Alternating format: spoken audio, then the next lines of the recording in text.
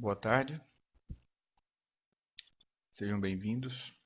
É, Então, hoje nós temos que avaliar o exercício da aula passada.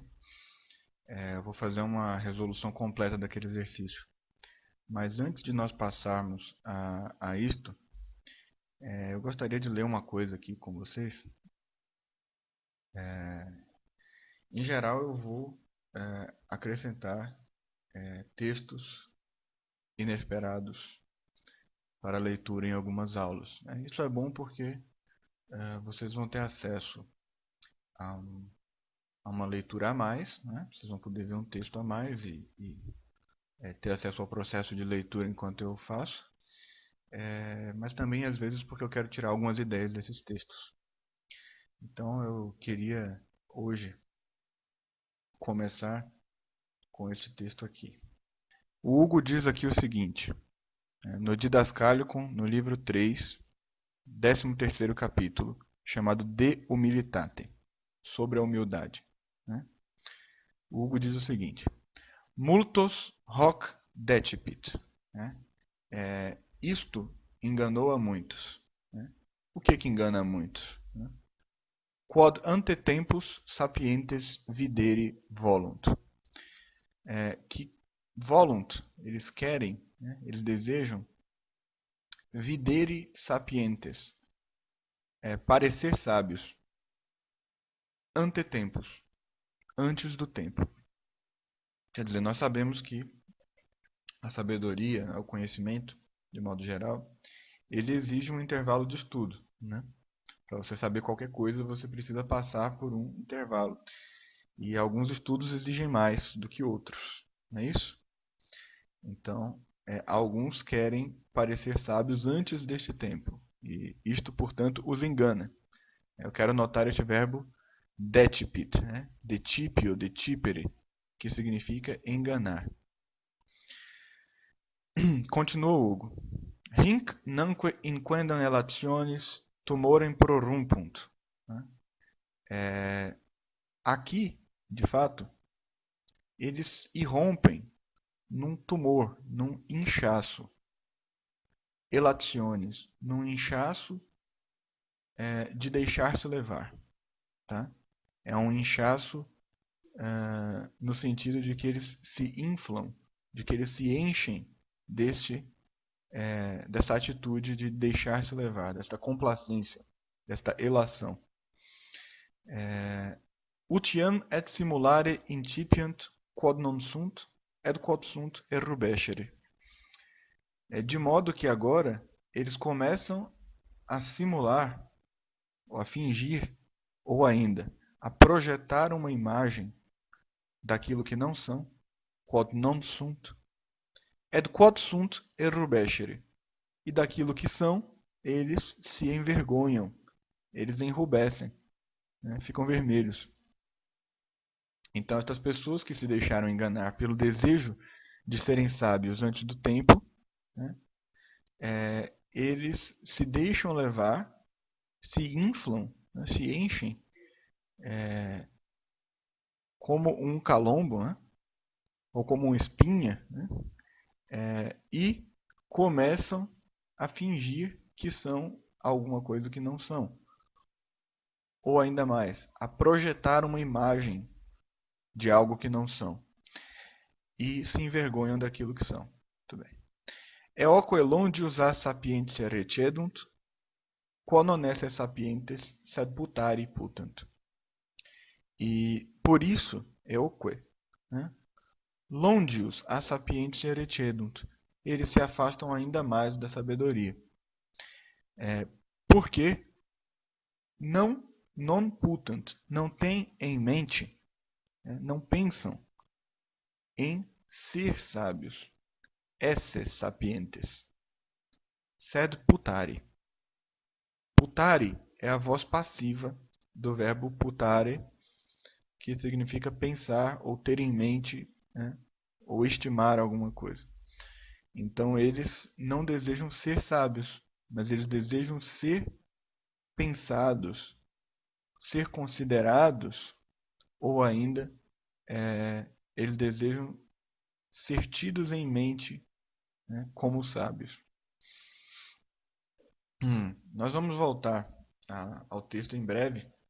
Eu só queria notar que este texto ele tem uma peculiaridade, que é a forma dele, ela é ela é enganosa. Quer dizer, a primeira vez que nós lemos esse texto, nós temos a impressão de que ele está falando de uma coisa, mas na verdade ele está falando de uma outra coisa um pouco diferente.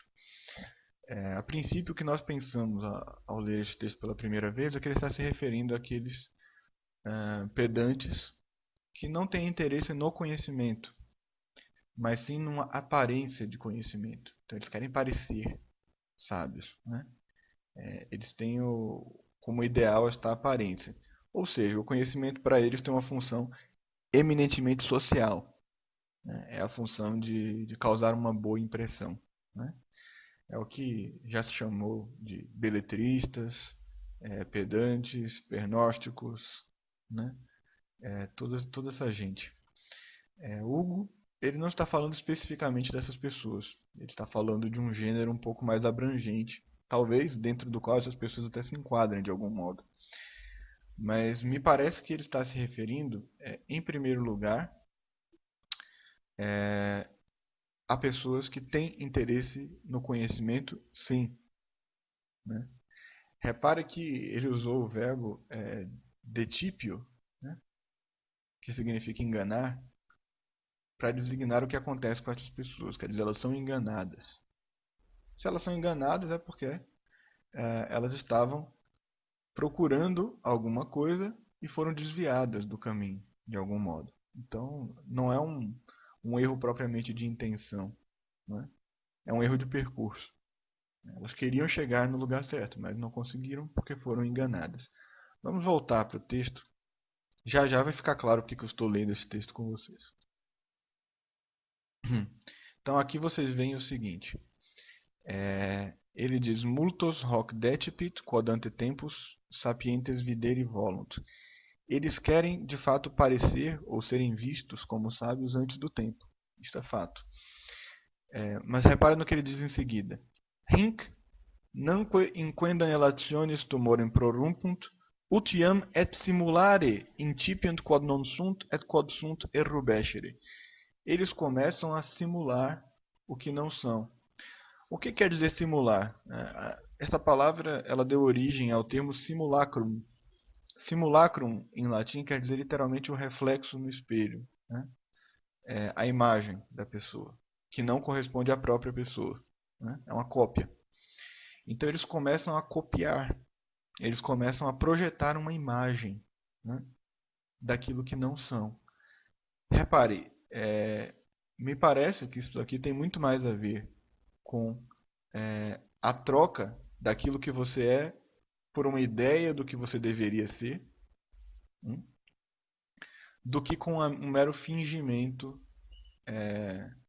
digamos, no sentido malicioso do termo. Então, quer dizer, esta pessoa em questão aqui, ela não está apenas fingindo que é sábia. Ela está projetando para si mesma a ideia de uma sabedoria que ela não tem, né?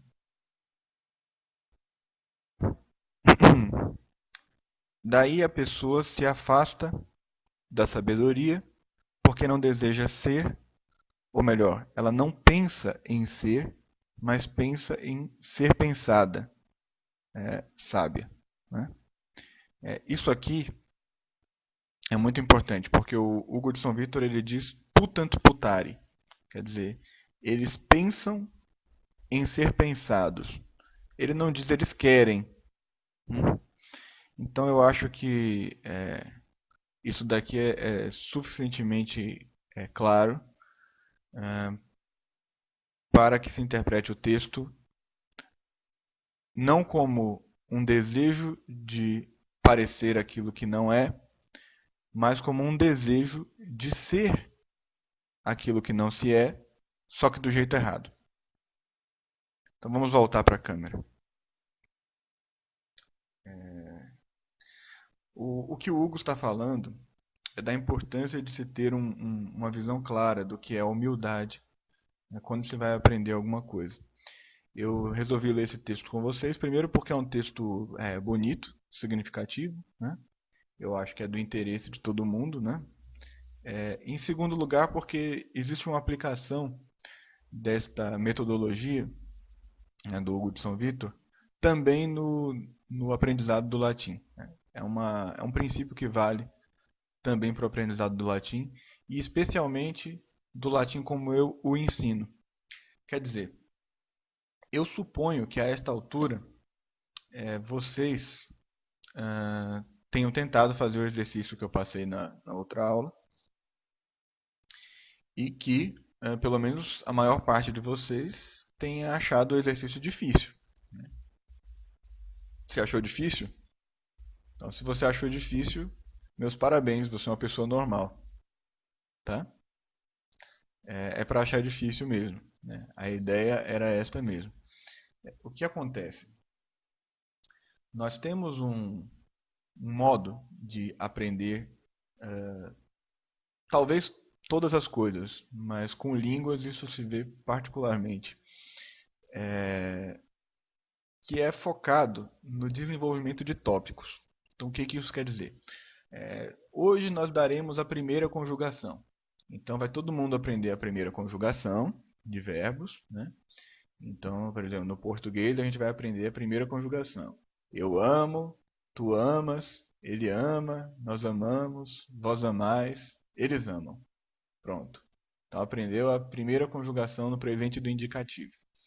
Agora que a gente aprendeu isso, vamos fazer 50 exercícios usando todas estas formas, quantas vezes for possível, para que este conteúdo fique bem fixado. Então a ideia é esta: a gente vai trabalhar tópicos, em cada tópico a gente vai praticá-lo, e apenas ele, até um ponto em que nós nos consideraremos proficientes na primeira conjugação de verbos, né, no presente do indicativo. Bom, esse é o jeito mais comum de se aprender alguma coisa. O jeito como eu ensino é diferente, né? Então, como é que eu ensino? Em vez de ensinar por tópicos, portanto, eu ensino em camadas. Então, aquilo que vocês viram no Virgílio na aula passada, ali tem muitos assuntos embutidos que vocês vão ver em diversos outros textos daqui para frente, né? E que, é claro, em algum momento serão todos esclarecidos. Mas o ponto central aí de diferença é que vocês leram o texto do Virgílio sem saber diversas coisas. Então existem muitas camadas no texto do Virgílio que não estão sendo captadas por vocês, que são justamente as camadas que exigem algum conhecimento gramatical que vocês não possuem. Tá? Essas camadas elas vão se esclarecendo aos poucos. Então é como se a cada aula vocês pudessem voltar para aquele mesmo texto lá do Virgílio, né, e enxergar coisas novas ali. Tá? É assim que funciona. Então, eu não passo um texto que só tem verbos da primeira conjugação para vocês. Nós estamos dando a primeira conjugação. Então, agora, vocês vão ver um texto só com a primeira conjugação. Eu não faço isso. Eu passo um texto que tem todas as conjugações. Vocês vão reparar mais na primeira, porque vocês conhecem a primeira. As outras vocês não vão saber direito o que pensar. Mas, se daqui a 2 meses vocês voltarem para o mesmo texto, vocês vão ver ali outras coisas que vocês aprenderam, né, e que já estavam ali presentes. Este método de camadas ele é útil, entre outras coisas, porque ele apresenta os pontos gramaticais de modo semi-inconsciente, né, à medida que você está aprendendo outros. Então você está o tempo inteiro em contato com tudo. Né? Esta é a ideia. De modo que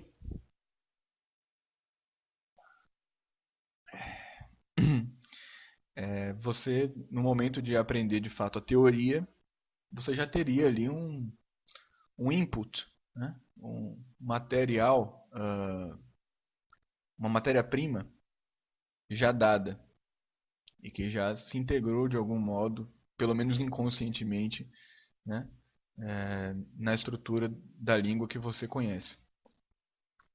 Então, existe uma série de problemas no estudo do latim puramente baseado na gramática, ou seja, o estudo de tópicos.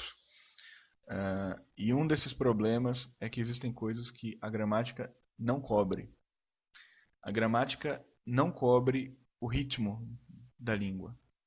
A gramática não consegue reproduzir o tom da língua. Ela não consegue dar uma teoria a respeito do tom. Até existem alguns que tentam fazer isso, mas a teoria fica mais complicada do que propriamente ler um texto e apreender o tom, né? E nós sabemos que um dos elementos mais importantes na leitura é o tom. Então, quer dizer, a gramática não cobre uma das coisas mais importantes na leitura, né? E esse que é o problema. Então, o que acontece? Nós vemos pessoas que passaram 4 anos, 5 anos estudando gramática do latim e depois, quando vão ler um texto, não sabem onde estão, né? Ficam totalmente perdidas. E como você acha que a pessoa se sente nesta altura? É o problema oposto ao do Hugo de São Vítor, né? O Hugo de São Vítor estava falando das pessoas que querem ser sábios antes do tempo. Agora, e a pessoa que passou 5 anos estudando o assunto e ainda não sabe? Como é que ela se sente, né? Quer dizer, agora ela se sente frustrada e com razão. Porque passou tanto tempo estudando, né, se dedicou e agora não consegue ler? Como assim, né? Então por que ela não consegue ler? Porque ela não sabe o que é mais importante. Ela passou 5 anos estudando detalhes, estudando bobagem, né? Estudando coisas que talvez ela pudesse ter aprendido sozinha, à medida que lê, né? Então, esta é a justificativa, essencialmente, do meu método por camadas, né? É que vocês, desde o princípio, vocês tenham contato com o que é de fato um texto. Que vocês não se iludam pensando que o texto é uma coisa e que a gramática é esta mesma coisa. Vocês diferenciem as coisas, né?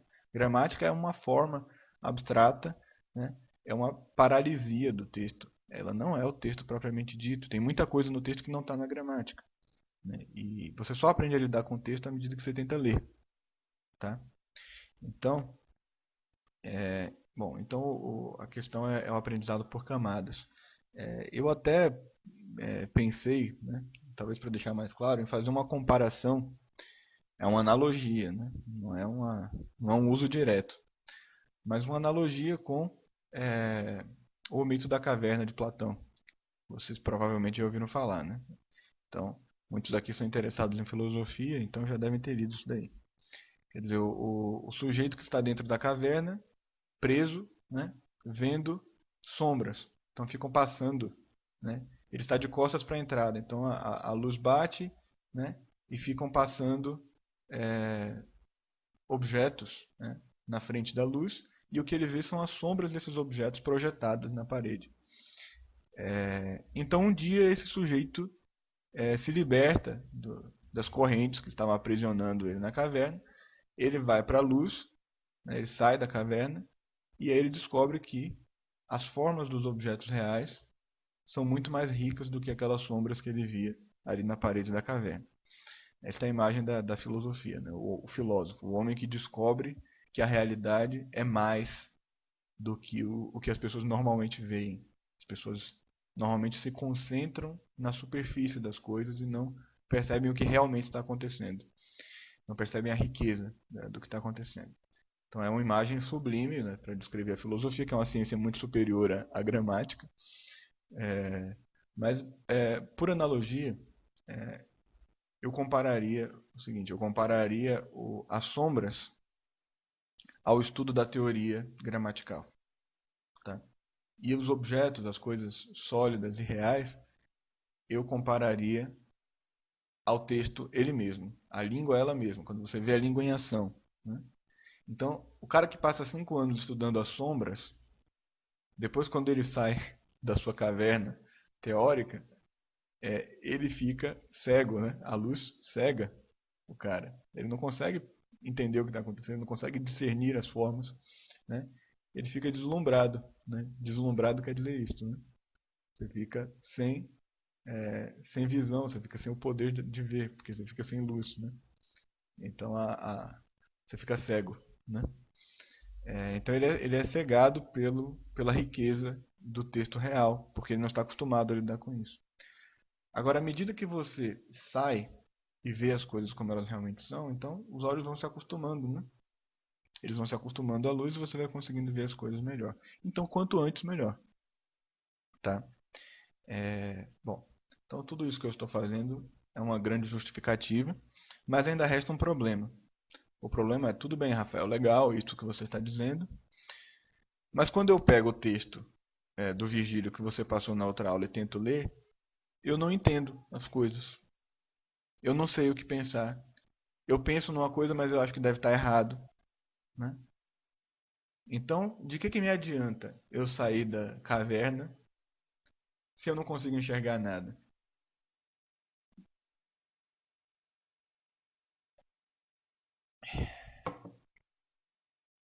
Bom, o rapaz que saiu da caverna, ele ficou cego por alguns momentos, mas ele focou o olhar e depois de um tempo começou a discernir, né, as coisas como elas realmente eram. Então, ele não foi eximido, né, dos efeitos primeiros da luz. Quer dizer, primeiro ele ficou cego, depois ele foi se acostumando, né? Então você está passando exatamente por isso. Eu vou pedir que vocês me permitam sair um pouco do meu tema, que é o latim, e ir para o português por um momentinho, né? Eu não vou dar aula de português, não é isso, né? Eu só quero compartilhar com vocês um poema que eu acho que é útil para esse tipo de problema que vocês estão enfrentando e ainda vão enfrentar ainda essa semana. Então, o poema é o seguinte. Eu vou ler o poema, depois eu dou uma explicação, né, rápida, resumida, do que eu acho que ele significa nesse caso específico, e dou as referências, né, para quem quiser procurar mais do poeta. Diz ele o seguinte: suponha-se a Medusa redimida. Vocês sabem quem é a Medusa, né?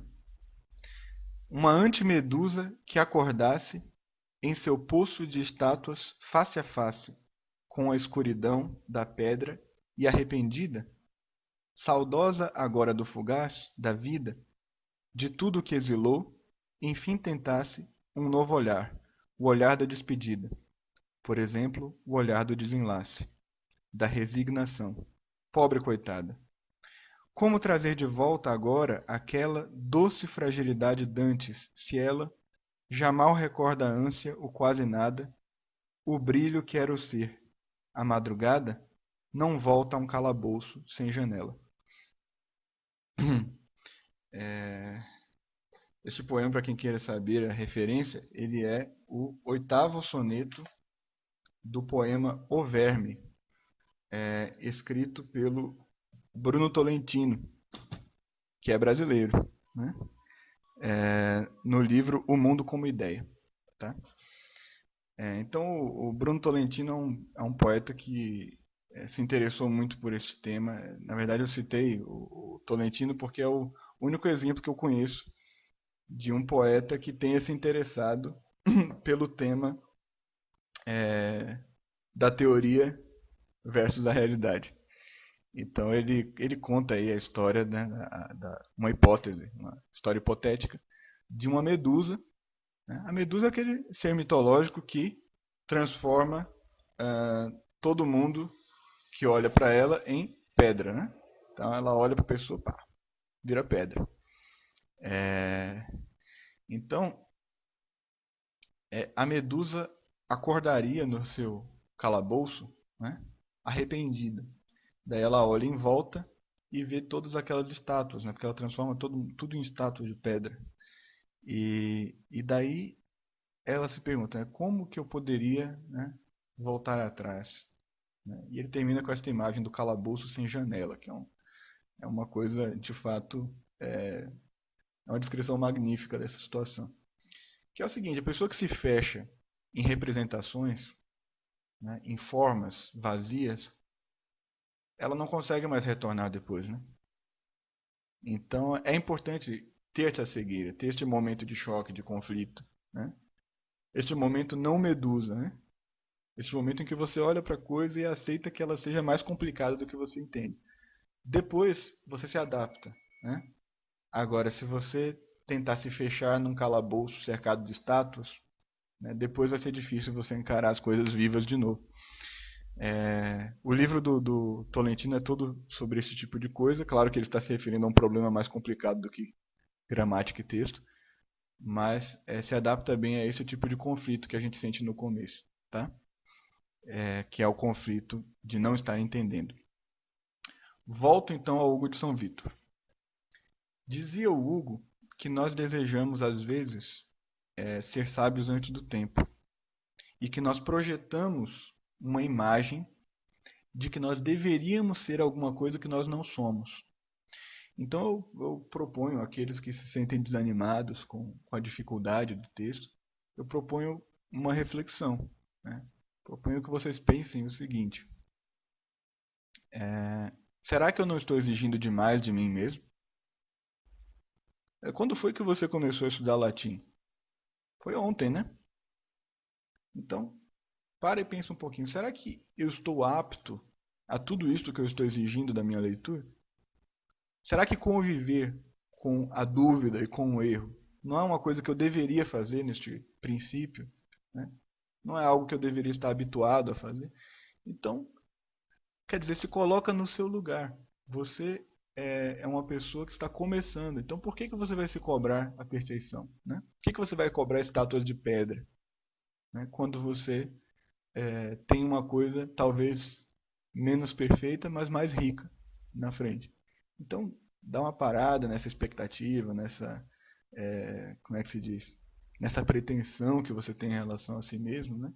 E se aceita. Aceita que você está num estágio, que tem coisas que são normais no estágio que você está, né?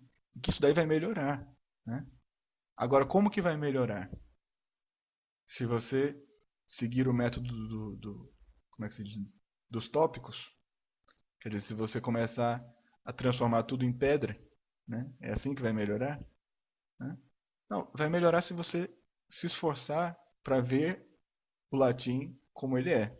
À medida que você for se esforçando, você vai desenvolver algumas capacidades que você tem, né? Só que elas estão um pouco atrofiadas. Então você precisa pôr em prática, né? E isso envolve, sim, você ficar na dúvida às vezes. É normal, não tem problema nenhum, tá bom?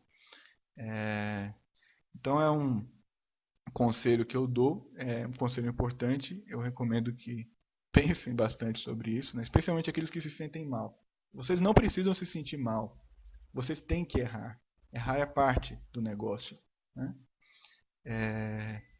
E reflitam sobre a importância que tem para vocês agora cometer esses erros e ficar nessas dúvidas. Porque imagine que você está entrando num quarto escuro. Hum? Só tem um jeito de você saber o que tem dentro do quarto. É tateando. E tatear significa tropeçar. Significa, às vezes, torcer alguma parte do corpo. Então, pensa assim, que cada erro ou cada dúvida é uma parte nova do quarto que você está tomando consciência de que existe. Agora, se você nunca fizer isso, se você nunca mergulhar nesse texto e sentir essas dúvidas todas, essas inquietações todas, você nunca vai saber o que você tem para resolver. Você nunca vai saber o que é preciso aprender, né? Então, fiquem tranquilos, tá? Aqueles que estiverem se sentindo um pouco nervosos, fiquem tranquilos, porque isso daqui é um curso e eu vou passar por tudo que é necessário para entender isso daí. Então, a ideia é que daqui a 6 meses vocês voltem para esse texto e não sintam mais essa dificuldade, tá? Então, se eu estou apresentando esse texto para vocês agora, não é na expectativa de que vocês entendam tudo. É na expectativa de que vocês façam um esforço para entender e comecem a se conhecer e a conhecer as dificuldades que existem na leitura. Em outras palavras, esses erros que vocês acham que estão cometendo e essas dúvidas que vocês estão tendo, é isso daí que é o adubo do conhecimento que vocês vão ter daqui a 6 meses. Se vocês não sentirem isso agora, daqui a 6 meses não vai ter nada. Tá entendendo? É por isso que tem gente que estuda 5 anos e não consegue ler. Porque não aguenta isso daí. Então, quando o Hugo de São Victor fala que a humildade é necessária para aprender alguma coisa, agora vocês estão entendendo o que ele quer dizer. Se você não conseguir aceitar que você está diante de uma coisa que, pelo menos agora, transcende o seu conhecimento atual, você não consegue aprender. É impossível, você não processa. Você não consegue nem saber que existe a coisa para aprender, porque você não consegue confrontar, né, a diferença entre o que você sabe e o que você deveria, né, futuramente saber. Você não consegue aceitar essa contradição. Então não tem como você aprender, né? Só tem como aprender aquele que primeiro aceita que não sabe. Então, esse é o sentido mais profundo da fórmula, né? Cara, parece muito banal você falar, só pode aprender aquele que primeiro admite que não sabe. Isso parece uma banalidade horrorosa. Só que quando você vai percebendo as sutilezas que estão incluídas nesta definição, né, você vai percebendo, peraí, existe uma coisa chamada soberba inconsciente. Eu acho que eu deveria ser melhor do que eu sou. Né? Eu não aceito que eu estou nesta etapa e que eu tenho que ascender, né, pouco a pouco. Eu não aceito isso. Né? Isso é inconsciente. Isso não é culpa de ninguém. Isso é uma coisa que a gente tem dentro da gente. Né? Então a importância do texto do Hugo é essa. Além, claro, de ser um texto em latim. Então é mais um elemento que vocês têm aí para acrescentar ao seu conhecimento geral do latim.